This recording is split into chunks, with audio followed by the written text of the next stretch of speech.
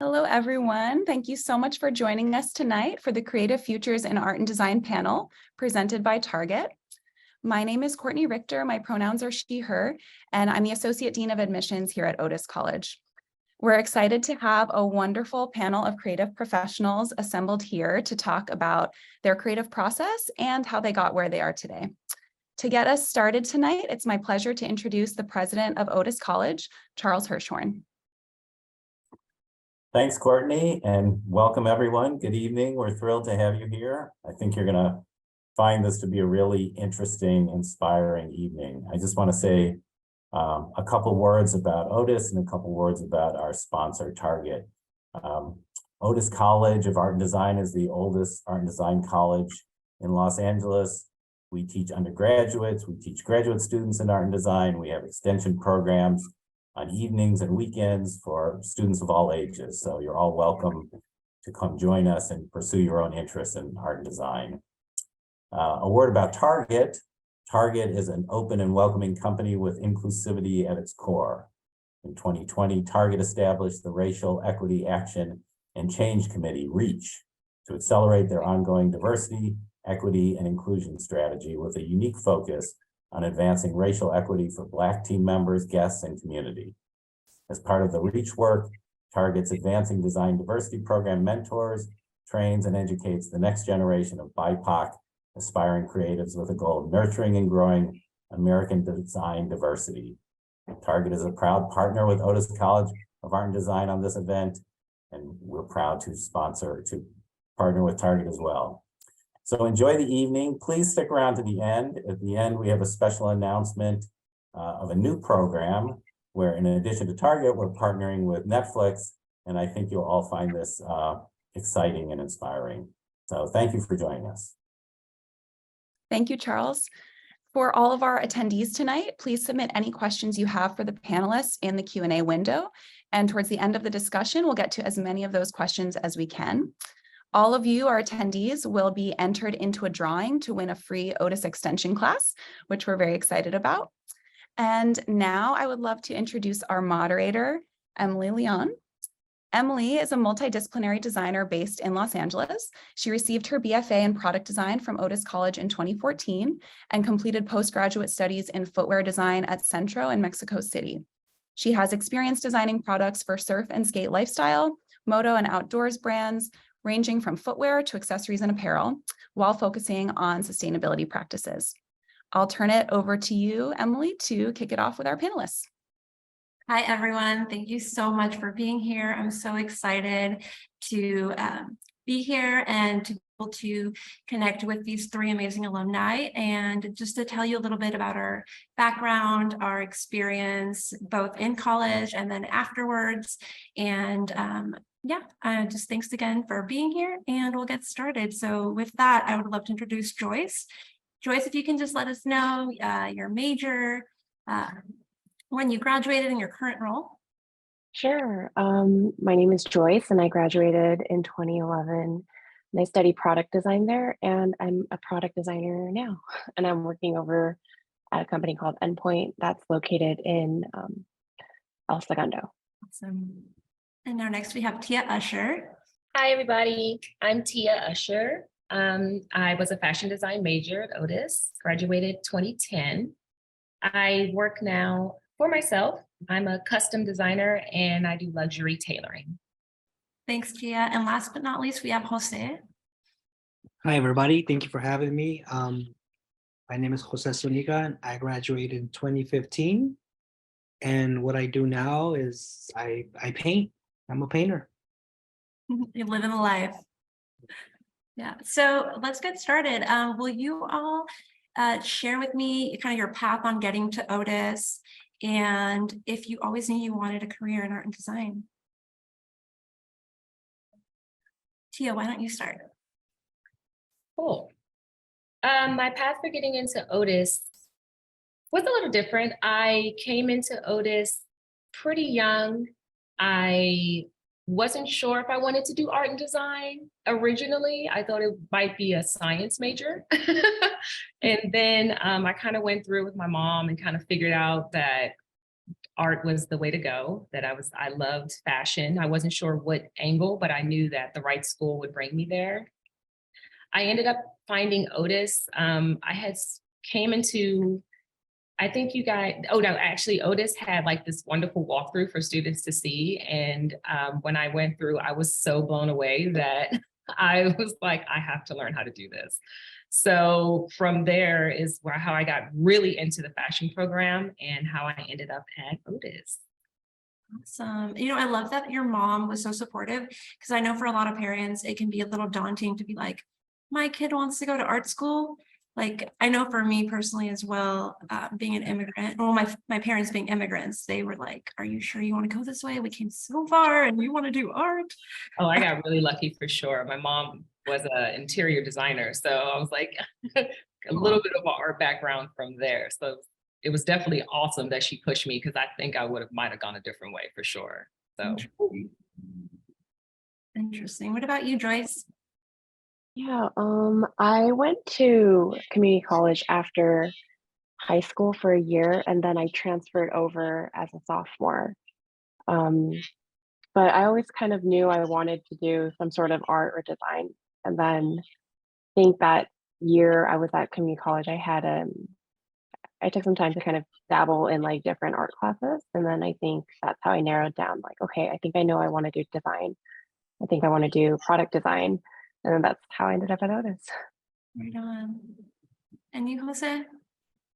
I happen to be one of those people who dreams a lot and follows their dreams like a fool. And so I was never good at anything. I wasn't good at sports. I wasn't good at math. I was terrible at spelling. I worked construction. I did kitchen jobs, all sorts of other jobs, and art was the only thing that. This sounds dramatic, but I can say kind of saved my life in some sense. It gave me a purpose, a belonging, made me realize that, oh yeah, I'm a part of the human race. You know, and so I painting and drawing I was always really good at since I was a kid. And I remember my instructors in kindergarten, they would have like family meetings and stuff, like, oh look, Jose drew a spider today. And I was the shy kid, and then I would copy other people's drawings. So because I was shy, I didn't communicate, but I knew it's like I had to really look into myself and was like, this is my calling. This is what I need to do. And so I've been working at it since then. Yeah. Awesome. That's great. For everybody, did you all know, I know that Tia said she was thinking about going into science, but did you all, well, Joyce, I guess this goes for you. Did you know that you wanted to go directly into art design? I did. Ever since I was younger, I was always like, kind of like Jose, I guess I can relate, where I always drew. I like drawing, I like painting, I like doing things. That was like just something that I always gravitated towards. And I can relate to you, Tia, too, because I have a lot of family that is in the art field, art design field. So it was a little bit more natural for me to kind of end up.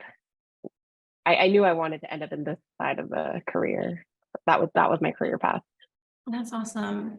Yeah, for me, I always liked art and design. And actually, my dad a couple of years ago sent me these drawings that he's found from when I was, I don't know, maybe like in second grade.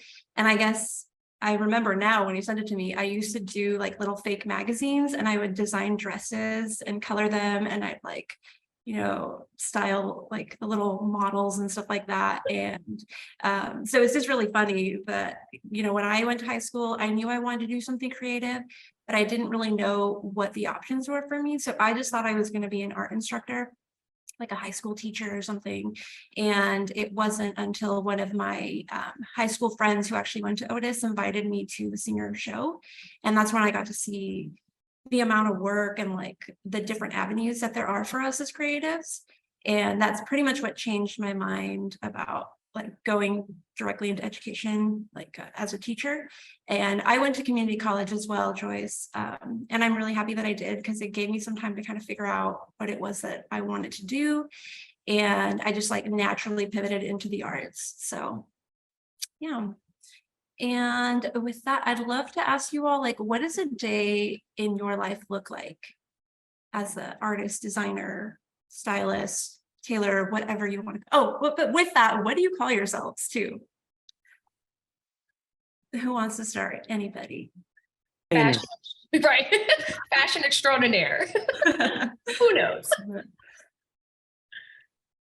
I just consider myself a designer. I agree with that. Yeah. So because And I mean, Jose? I Yeah. just a painter. But I have, well, let me say, fine art painter, because when I'm out in the streets, I say painter, they think house painter. I can see that. But then that's just kind of like, yeah, sure, it's fine. Yeah. You would paint homes. It's commissioned. And so what does a day in your life look like? We want to start, Jose? Yeah, go for it, Jose. Well, I get to do what I love to do. I wake up, I make up my own schedule. I drink as much coffee as I want, take as much lunch breaks as I want, paint as long as I want.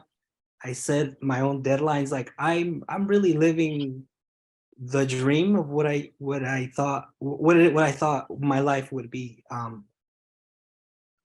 There are some things that never go away, like deadlines, right? Things like that. But the whole point is like when you have your career, or like when I'm in my career, I'm living my reality TV show.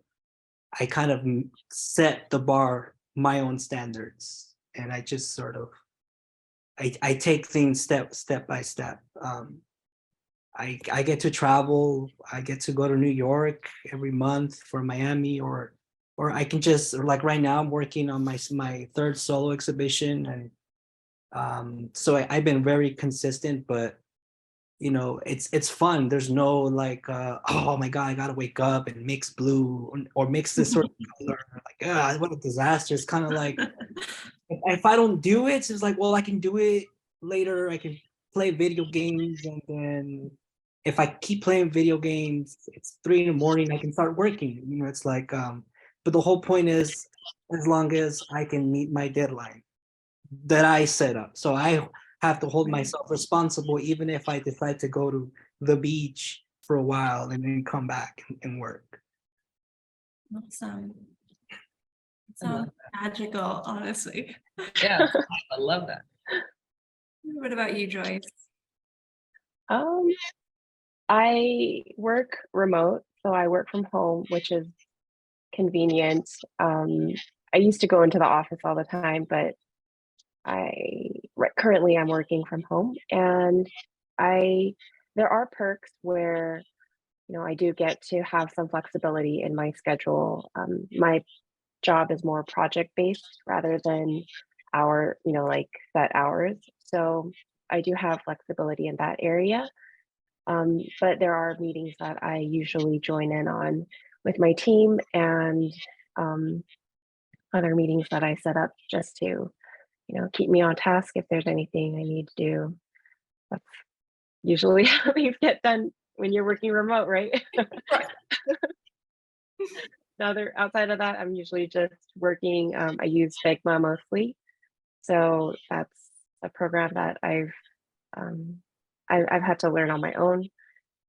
But And what is that program? Because I don't know what it is. sure. So when I was in school, we worked mostly with Adobe programs, but Adobe programs, and I studied product design, and we also did Rhino and SolidWorks. Okay. But after I switched over to product design in like a digital sense, I actually had to learn Figma, which is another program that it's like popular for like the UX UI community. Got it. So yeah, that's kind of what everyone is using right now. Okay, cool. Moving on. And Tia? A day in the life for me is different every day. It really depends on what type of project I'm working on at the time. But on average, I get up, go over my 4 calendars to make sure that everything is in line. Because most of the time I may have to do sourcing or sketching if it has to do with a custom, or I need to go to a few fittings that day so that I can bring it back to my studio and get some tailoring done. From there, I will need to start draping or start sewing. Like, it really just depends on what the project is. So my day actually changes every single day. With that, because I am independent, I do get to sometimes drop out and go to the beach. I can relate to that. Or if I need to take a break, I can take a break at any time. So I do love that flexibility. But I feel like across the board, what I've heard is, as a designer who either works from home or can set their own schedule, like, you really do stay on top of yourself, and sometimes a little too hard on yourself because you're like, I have to get this done. But sometimes you just, take a little break for a minute, take a breather, eat a snack, and then we can come back to it. So, but every day for me, it really does change. Yeah, likewise for me. I think I can relate a little bit to all 3 of you, but specifically to Tia and Jose, because I work remote as well completely, but my job is a lot more autonomous. My design work, I do freelance work, and actually last year I pivoted back into freelance. Before that, I was working a very corporate job that was really good, and I thought it was my dream job, and I realized that it really wasn't the right fit for me. And so I took a completely different shift, and I hit up a lot of companies that I've worked with in the past and let them know that I was going to be working freelance. And from that point, I decided that the rest of the year I was going to work at most 30 hours a week, and that, I was going to really make my schedule and kind of dedicate more time to like self-care. And so it's like, if I want to go to the beach, I'm going to go to the beach for a couple hours, and I can come back and work a little bit later in the afternoon. So I've been loving it.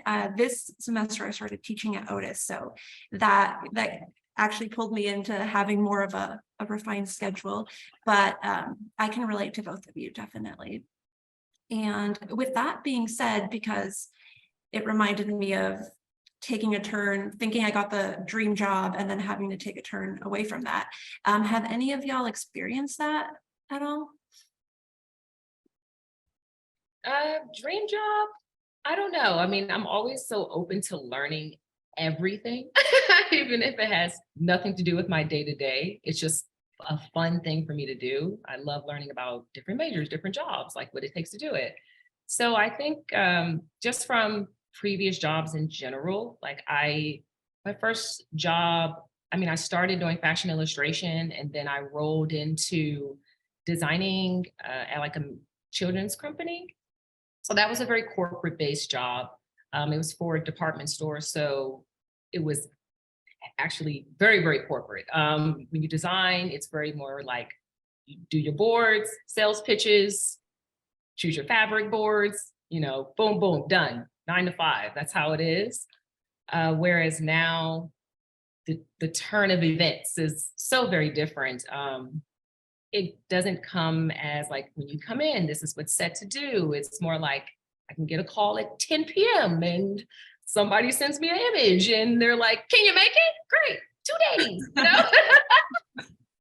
All right, yeah, no sleep for 2 days, so it really is very, very different. I feel like, I don't know if I've ever really even had a dream job. I think as the projects come and the more I learn things, there's things that have been dreamy. You say parts of it that's dreamy. Definitely. Yeah. Definitely.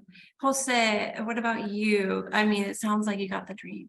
You're living the dream. The dream, I think, if you're a painter, doesn't matter. You're gonna paint whether you have 6 jobs or not, But I think the dream for a visual, like a painter, a fine art painter, is to have people believe in you, right? So you can have the confidence and make the work, and then make shows, make surveys, et cetera, et cetera, et cetera. And I've come across that, and it's been great. And what that means, like as a painter, you're always looking for information. You're always looking at images. You're always reading. You're always trying to keep up with, contemporary, like at the moment trends. What's cool? What's not? You're always going to museums. You're always seeing. You're always observing, and it's like it could be difficult to shut off, especially when you're around family and they want to talk about, small talk, and you just saw some crazy exhibition. And so it's important also to have like your painter friends also within your dream life, right? So it's like the dream is just this support system. I think when it comes to being a painter and having success, is having that support system where everybody who's a painter supports each other and believes in each other and is there for each other. It's really nice when you come across that, because that's when opportunities happen. Definitely. Definitely. For me, I think that building community has been so important for me since graduation. I felt like I was a little bit lost. All the folks that I went to school with all went away. And being in LA, such a large city, I felt like I don't know anybody. Like I've been studying for 4 years straight now, like, what do I do? And I think it's been really beautiful to build that community, that creative community, and just be able to have folks that I can share, these things that I love. And I think, it's really important. And I love that you hit that note. Your thought process and when you're approaching a design, how you go about it.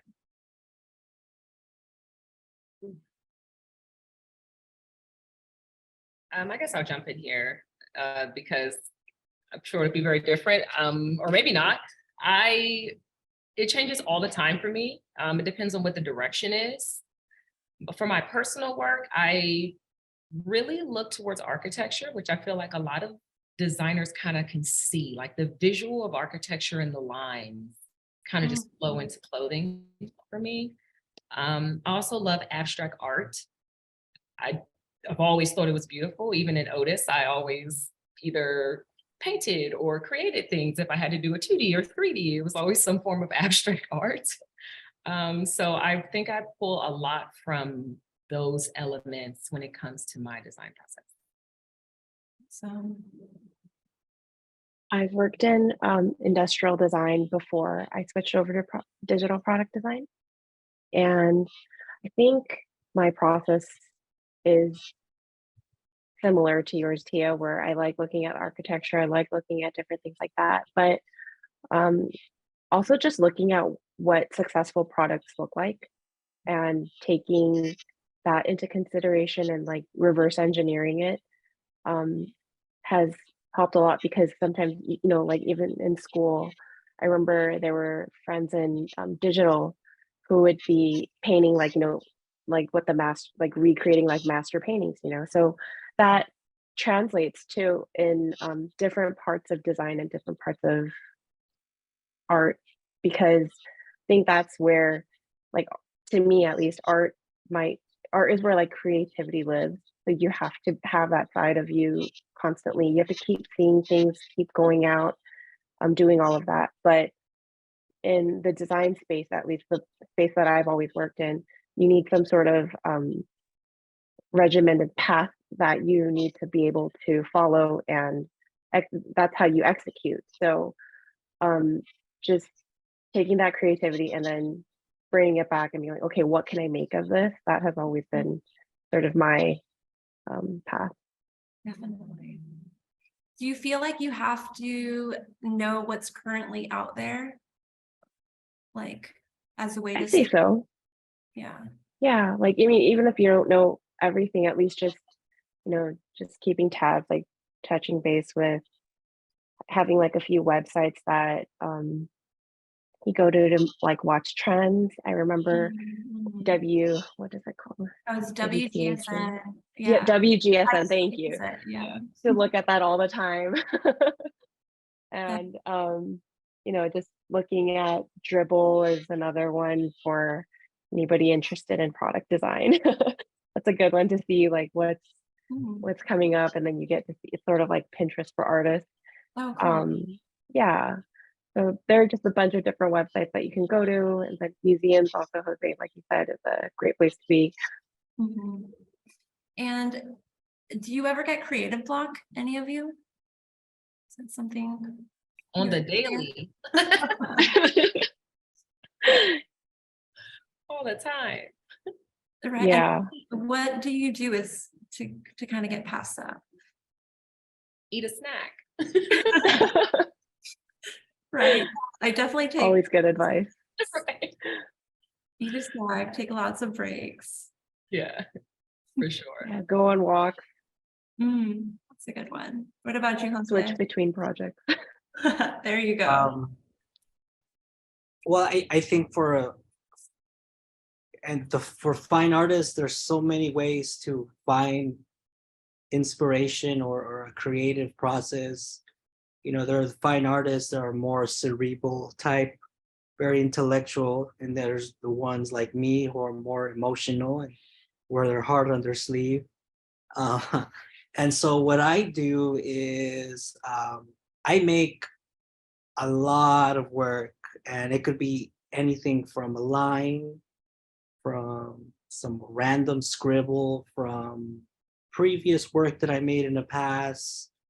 Um, and it's very different though when you're like a student and when you're like fine art, you're painting at a professional stage. As a student, I encourage everybody, and because this is what I did, mess up as fast as you can. Make mistakes over and over and over and over. What you think a mistake is? And what I've done and what I've noticed that in my work now, I'm still looking at everything I made at Otis, before Otis, when I was a kid, when I was in grad school. And I pull that information and I test it in my sketches, and I try to draw it in different ways. I think there's a word that, right? Divergent thinking, right? Like how many ways can you think of a paperclip and draw it, right? So it's like, how many ways can I think of my paintings, my compositions, and which one?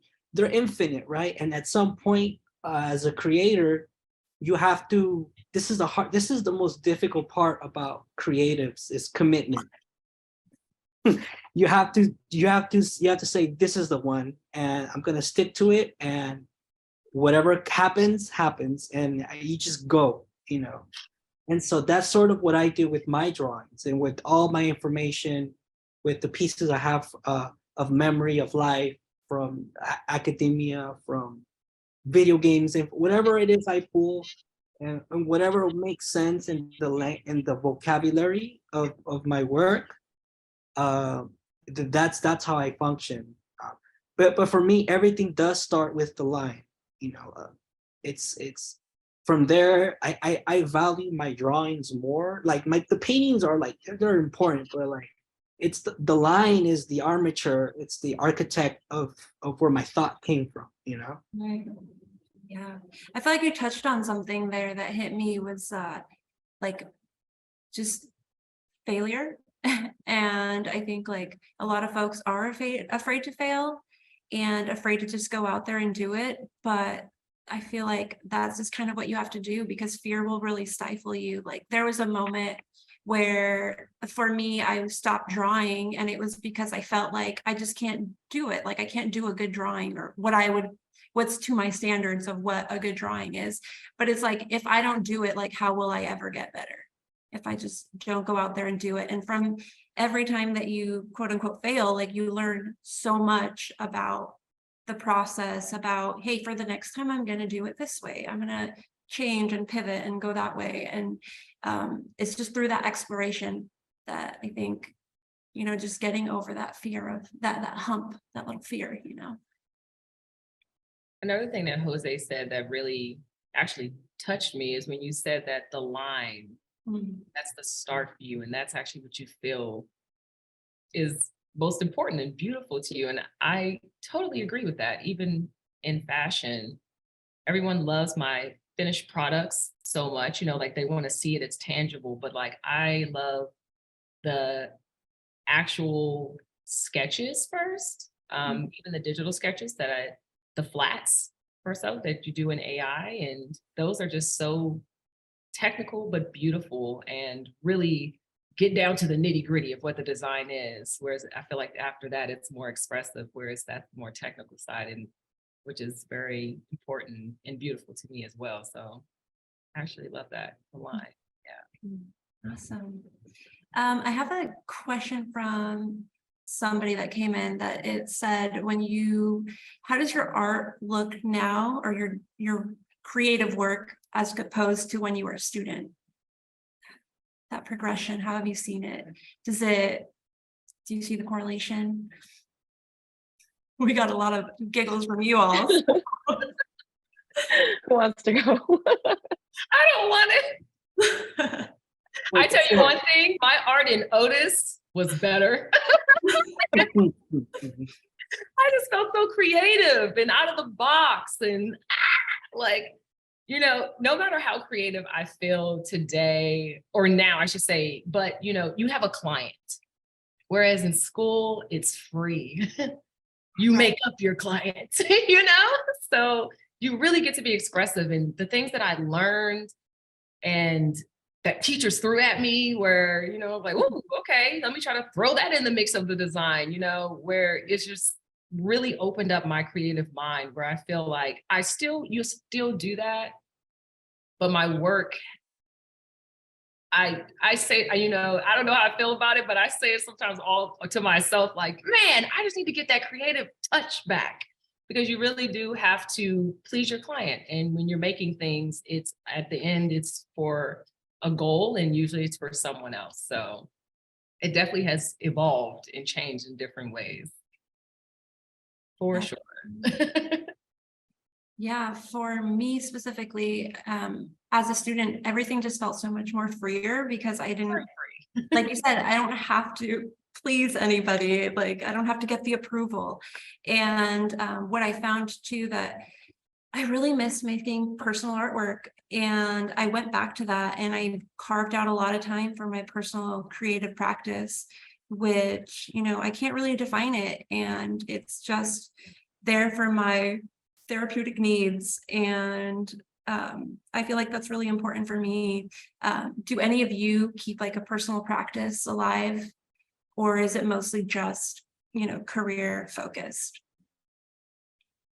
What do you mean by personal practice? Like, Not commissioned, right? like something that I mean, I don't know, like make art for art's sake or whatever, you know? Yeah. I think I'm getting back to that. To answer your question, for my path this year, one thing I did say, since everything was just so focused, work, I was like, you know what? Okay, no matter what, this year, I'm doing more personal custom. That's what I'm going to do. I'm going to take my time, break out all the 10,000 ideas I've had in my mind that I've put aside because I was too busy. And Right. once a month, that's what I'm going to do. So yes, I'm kicking it off now. So Yeah, get it. That's really great. I think one of the things about being at Otis for me was like I chose the fine arts. Before fine arts, I wanted to be do illustrator and stuff, but I wasn't good at taking orders. And I have a very rebellious mind, and I can be very self-absorbed, and my narcissism can take over sometimes. So, and what better discipline to lock yourself in a room and make paintings about yourself. But with that comes with understanding your thought process and the development. Like, has my art changed since then or before? I don't know, but I can tell that that by looking at my work, because my work is a byproduct of my thought, I can tell like, oh yeah, I'm more mature. I can understand things a little bit more just a little bit more clear. I'll never be able to. Like, as you saw in the screen, I have of my work, I have this desire to say everything at the same time. That's why my work is so jam-packed. And so I wasn't able to understand that how jam-packed canvases were until I started to study like muralism, and I was at Otis. And then I started to see like, oh yeah, I think like those people who made those type of works, who try to encapsulate infinity, right? Because if you look at murals, right, they have heaven, they have earth, afterlife, they have metaverses, they have somebody giving birth, somebody dying, somebody everything's happening at the same time, man. And so to me, it's like to me, that's like, that was my language, and it's always kind of been my language. And I think at Otis, I sort of found the tools in the library to sort of take me to that path, or where I want to be, and develop my language. And this question for me is so important, because all the painters that I look at, like Basquiat or Gustin, whatever, right? They're whatever childhood idea they had, or whatever childhood thoughts they were troubled with, they pursued them up until their death, up until they died. You know, Basquiat painted the same skull because he had this accident, and while he was and recovering, all he looked at was anatomy books. You know, Gustin, he had this thing with his father and shoes and all these other things. So, and for me, I see myself as like, okay, I belong here because there's a group of artists who have worked with the same with a same design, right? It's like it's a design all their life, and that's okay, right? And what they've done with that design, right? It's like they torn it apart, they built it up, they flipped it inside out, they morphed it with something else, and so to me, it's like I need to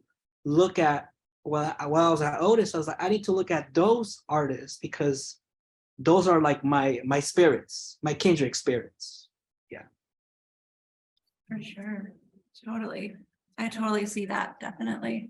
I feel like even in design work, kind of approached the same way, where it's like, hey, you got to make, I don't know, this shoe, but it's like really taking it apart and understanding what it is that I'm trying to do, what it is that I'm trying to convey, what's been done before, what's currently out there, and how can I approach it, and through my own unique perspective as well. So, let's see, we have another question, and it is actually from an educator. What's your most memorable homework assignment in college or high school? Do any of y'all have one? Most memorable homework assignment. I have one. I think it was our junior year.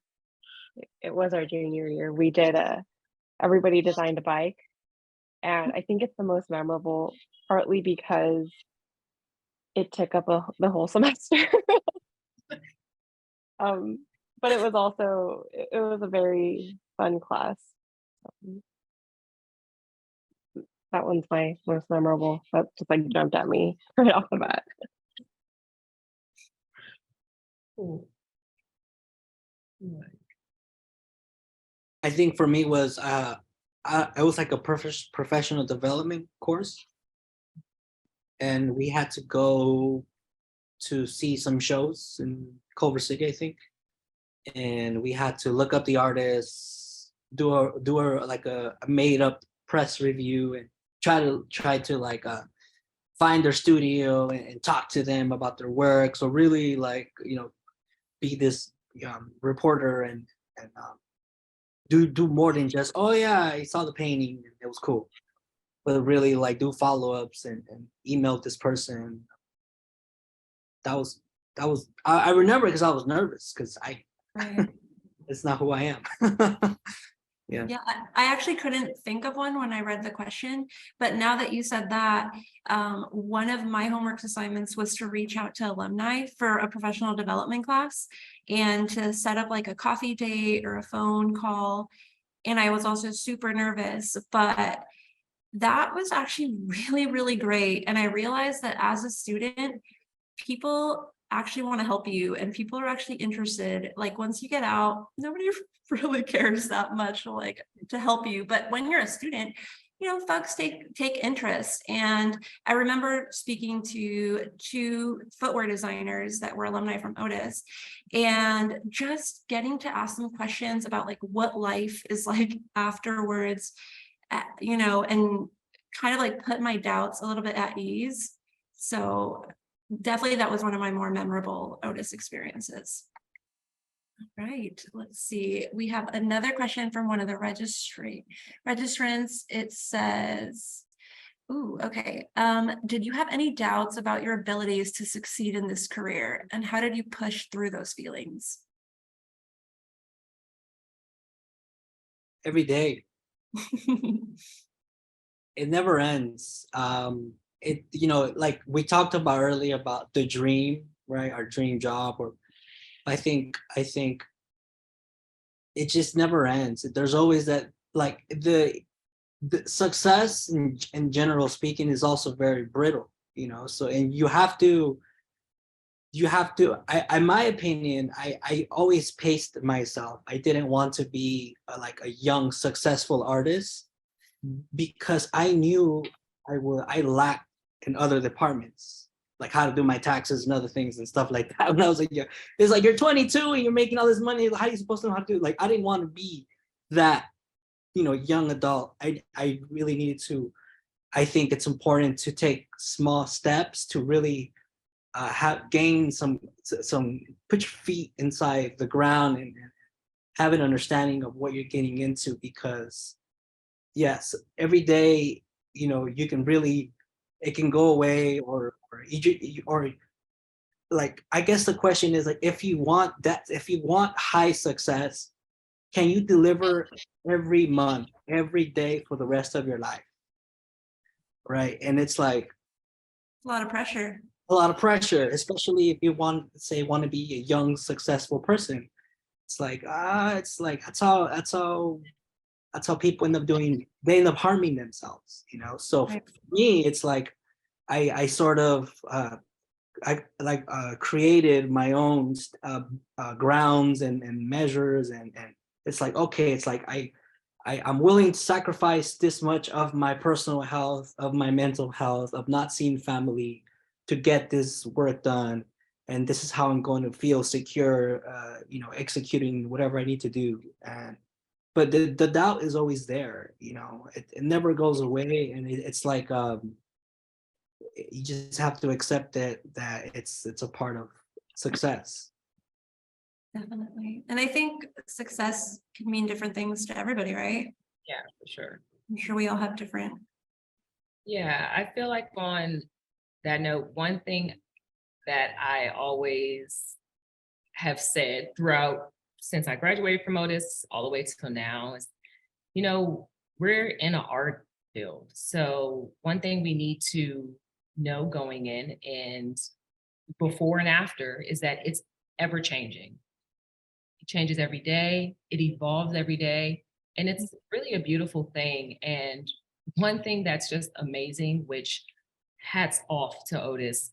I say when I kicked off, even jumping one foot into the field up until now, everything I learned and everything I was pushed to do, even in school, like, I can't do it. I just can't, you know, like just every single moment of that I have applied to how I work now and in every type of job that I've done in the fashion industry. And I've said it every day. I feel like a spokesperson sometimes when I'm talking out in my industry. They're just like, listen, I was prepped for this. Otis prepped me. I'm ready. Okay. So that is one thing I will honestly say I never felt like I couldn't do. it was just a matter of what did I need to learn or get my hands on so that I could tackle like what was making me feel like I can't, holding me back, I should say, or making me fearful. And that honestly has been the most beautiful thing that I would say about my education at Otis. It prepared me for the unknown, because in art, because it's ever changing, you really just don't know where it's going to go. Tomorrow, it could be something else. You're like, oh, this is what it is today. Like you said, we research things. This is what's happening now. And then the next day you wake up and it's something that blows your mind. Like you've never seen it in your life. How did they even get to that point? But you know what? The skill sets that we have learned and what we have, we can figure it out. Like we can break it down. Like literally what Joyce was saying, we work backwards. Okay, got that. Now let's figure out how we got to that point. So yes, that happens all the time, but I never have felt like I could not get to a point where I felt comfortable with it at the end. So for sure. Just to build off of what you were saying, Tia, I think I do feel like very prepped with just the amount of work that we had at Otis that we had to do. Like the homework felt overwhelming at times, but to be honest, like there's a lot of times where projects are super overwhelming right now. And, we had a lot more creativity and things like that we kind of took, at least I did, took for granted at the time and didn't really, it was like hard because of the amount of work it was. It wasn't hard because it was like there was a lack of creativity or lack of things that I can do, like things that I wanted to explore. And I think something that my biggest takeaway, I think, from Otis was the time management. I think that is a skill that I think just really I learned it. I learned that while going to Otis, and I'm very glad that I learned that. If you don't miss deadlines, then it's only good for you. So Definitely, that only a was plus. I think we all can agree with that. Yeah, 100%. definitely. Yeah. But real quick, I was just thinking about this. It touches on a point that you were asking about earlier about like success, and didn't answer right away because I was thinking about it. But I also think success can look differently for other people. Like for me personally, I think I do think that I'm pretty happy with where I am right now. I started off in industrial design after I graduated, and I realized that process was something that was really important to me. And just the design process is more was something that I wanted to explore more than the final product was just, it can be really anything. I think I'll be satisfied as long as I'm working through that process. And I was able to find something, a job that really, scratched that itch for me. And it took me about 10 years ish to get here, but I think that all of the work that I was able to do during like the internships that I did during Otis, after all the jobs like that, those are things that you learn. So you don't have to like really get that perfect job as soon as you're done with school. Like it's all a progress, like a process, I guess. Yeah, for me, it's like I always say the journey is the destination. Because I felt like for so long I was like, I'm a climber, and I'm like not like physically climb, but I just want to go up and get up. And I think it comes from this like immigrant mentality where it's like my parents came here to give me a better life, and it's like I'm trying to get that better life, and if I have kids I want them to get the better life. But it's really about the journey and taking the turns. You fall sometimes and you get up. But to touch on what you have all said and what Tia said also is like I feel like my education at Otis really did prepare me so well, and I didn't even know that it did. Like when I graduated, I was so scared, to go out and like have a job and be expected to deliver. And actually my first job outside of college. It was in China, like a avant-garde footwear brand that was just so happened to be based in China. And I was so scared. And when I got there, it was my first day, and I just felt like, oh my God, they like flew me all the way over here. And what if I just like fall on my face and don't do a good job? And like, what if I can't do the work? And, you know, once I started doing it, I just realized that it's like, I've been doing this for 4 years. It's more or less the same thing. You know, like the restless nights and everything, doing homework super late, like they've prepared me for all of this. And Joyce, to touch on you talking about process, it's like I've pivoted from, you know, footwear to apparel, like doing protective gear for motorcyclists, which is totally different, but my process kind of remains the same through all of this. And the way that I get from beginning all the way from like ideation, sketches, mood boards to the final product, like it doesn't matter what it is that I'm actually working on, my process is really what I rely on and what I learned at Otis that helped me to achieve this. So yeah, but we are getting to the end of it. I'm just going to ask one last question that is also from someone who registered, and it is, let's see, sorry, I lost it. Do you have any advice for any prospective students that are interested in going into the art and design field? Yeah, any advice, words of wisdom? Let me just piggyback off where you left off, because I feel like it can relate to that question. I definitely know, and from my own personal and also from other students and perspective, like coming into to college, into Otis, there is a fear, and you're like, am I good enough?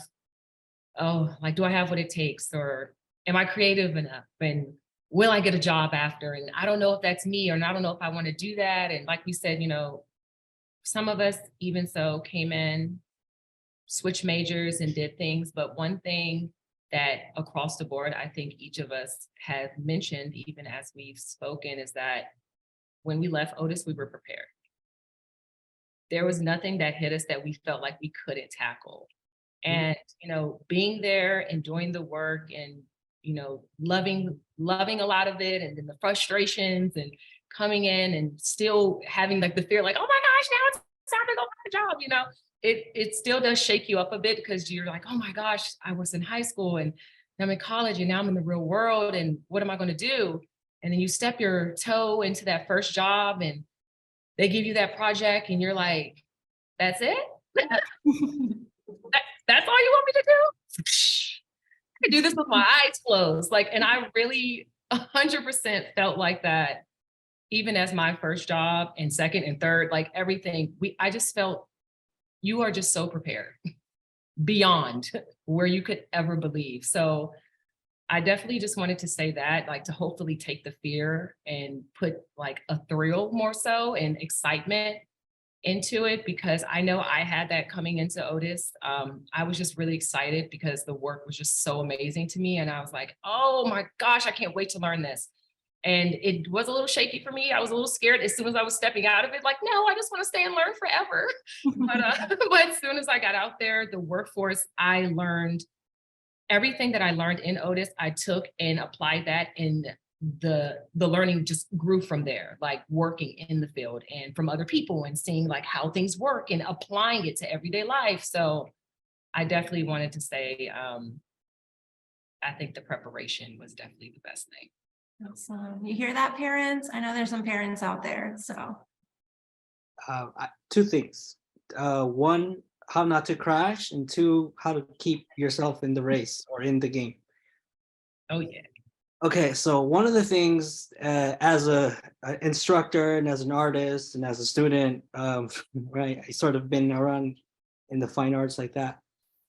When you're making, this has to do with creativity, right? When you're making something, don't theorize and make, right? There's a place to do that, especially when making like a painting, right? I always say this, when you drive a car, you don't bring phenomenology into, or like perceptiveness as like, is this car really big or is it really small? It's like, no, you drive And then you reflect on what you did later, okay? Because if not, you really hurt yourself and others around you. Creativity, I think it's like that. You make a lot, and then you review, and then you won't crash. You'll figure it out from there, right? That's sort of my. Cause I had a lot of friends who sort of have, and I think it just happens to a lot of artists. Like when we have so many ideas, we read so much. You make a mark, and it's like, oh no, this, and oh no, this and that, and it's over. I quit. It's like, no. That's what I'm saying. You don't theorize. It's like driving a car. Drive, stop and go, follow the rules, and just figure it out later. Second, how to stay in the game. Not everybody is going to be the center, right? The star or the main protagonist, right? If you don't happen to make it there are other ways you can participate, right? Like in the fine art world, right? Not everybody will get to be the painter, but you can be the curator, the gallerist, the dealer. You can be all sorts of things that are the support system that make the dream happen for everybody, and everybody wins, And you can make your own gallery. You can start your own publication, whatever. And it's even better because everybody wins. Everybody gets to have a job. The economy grows. More opportunities get to happen. More people get to become painters. It doesn't become so consolidated and isolated. I say this from experience. A lot of my friends became other things after their painting degrees. They do all these things, and because of them, I get to do what I do, and they get to do this other thing, and they also still get to have a studio practice themselves. So just it doesn't end. You can always find a way to get back into the game or the race, the rat race, whatever it's called these days, and participate in different ways. And that's the beauty of art. Absolutely. I think it really helps too. For me personally, if you're a little bit more of a goal-oriented person, I think it's nice to think about like where you want to end up, do your research. And well, if you do your research, then you'll know what to work towards, and you can make, you can make progress by just working towards those smaller goals until you reach that final goal where you want to be. And it'll be a little bit more bite-sized and easier, I think. But yeah, that's really it. Well, thank you, Emily, Joyce, Tia, and Jose for everything you shared with us tonight. It's been really, really fun to hear from each of your perspectives. I see some questions actually for each of you in the Q&A. Some folks want to specifically hear more from you. So if you have a few minutes to stick around and type some answers to those questions, that would be great. Now for our student attendees, I want to talk you through some kind of concrete next steps you can think about to help you pursue your creative goals. Give me 1 second here. Okay. So probably a lot of this will reiterate kind of what you've been hearing from our panelists, but just to kind of summarize for you, first thing to focus on, make. Focus on the things that interest you, make lots of work. I love that the panelists were talking about failure. You might make a lot of mistakes in this process when you're making things. Just keep making, right? So for students who are local in the LA area, weekend portfolio prep classes at Otis might be interesting for you. For students ages 15 and older, an immersive pre-college experience, which we call Summer of Art, is available. And these opportunities offer guidance on building your portfolio. If you're feeling stuck, if you're feeling lost, these could be good options for you. In admissions, we also offer free portfolio development info sessions over Zoom, and we share lots of tips on building your portfolio and lots of examples of work. The next step is to share your work, get feedback, strive to continue to grow and develop your work. You can schedule a portfolio review with an Otis admissions counselor to get feedback on your portfolio. I promise it's not scary. We're here to help you and guide you. Also think about taking advantage of National Portfolio Day events, which happen both online and in person. And it's, as you're kind of hearing from the panelists, really important to kind of have that growth mindset. Like, you know, it's a process, right? Once your portfolio is ready, there are just a few more factors that go into your application when you're applying to Otis. All of the steps can be found at the link on your screen, and we're here to help you through that process. Now I just want to quickly recap the programs that we offer at Otis. You can see our BFA programs listed here, 3 of which you heard a little bit more about tonight from our panelists. We also offer Master of Fine Arts programs in both fine arts and graphic design. And Otis Extension offers youth and teen classes, summer youth camps, summer of art, as I mentioned, and adult classes. For any educators who are tuning in tonight, definitely check out Otis Extension. Full-time K through 12 teachers from LA County, as well as CTE, AME teachers in the state of California are eligible for a tuition waiver for most Otis Extension courses, which is really cool. Now for an inside look at how Otis Career Services prepares students for the future, I would like to introduce my colleague, Julia Bingham, Executive Director of Career Services. Thank you, Courtney. My name is Julia, pronouns she, her, and I hope that you've been inspired by this conversation to take the next steps in pursuing your art and design interests. At Otis, Career Services assists you from the first day of enrollment throughout your career. And we do this through one-on-one counseling, group workshops, our internship and job board, and employer events such as our annual internship and recruitment day in March. One of the most important things that you can do is be proactive in developing your art and design practice. Set goals for yourself, identify next steps to help you get there, and make time in your week to accomplish them. Joining us is Rihanna Brown, a senior in product design, to share ways that she's been proactive and utilized career services at Otis. Hello, everyone. So nice to be joining you today. Thank you, Julia. As Julia mentioned, I am a senior in product design at Otis. I'm just finishing up my last semester. But yes, I am going to be sharing some ways that I've been utilizing career services throughout my time at Otis and ways that career services has been really helpful to me. There's several things that career services offers. I'm pretty sure I've made use of most of those things. It's really important that students are proactive when it comes to utilizing those things. Everything is there and everything is available to you, but it really is up to you to make sure that you reach out to career services and make use of those resources yourself. I have done appointments to review my resume. I have done appointments to review my portfolio. I have done appointments to do mock interviews, all sorts of things. Even if it's just to find out what's out there and what kind of jobs you could possibly be applying for, what kind of jobs you're an ideal applicant for. I found that career services has been really, really helpful throughout my entire job search and my entire application journey for different internships. I'm currently working as an intern for Otis's Design Lab, which is basically a design studio run by Otis College, in which we work with different clients outside of Otis. And it's been really amazing to see just how many opportunities I've been able to get just from working with career services and ending up in Design Lab.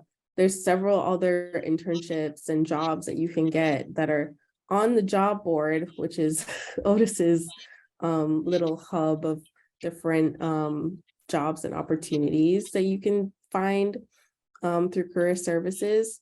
But Design Lab, for me, I can speak to it being really helpful for my professional development. I've gotten to work with several different companies in LA, like the Los Angeles County Museum of Art. I've gotten to work with the Huntington Gardens and several other organizations.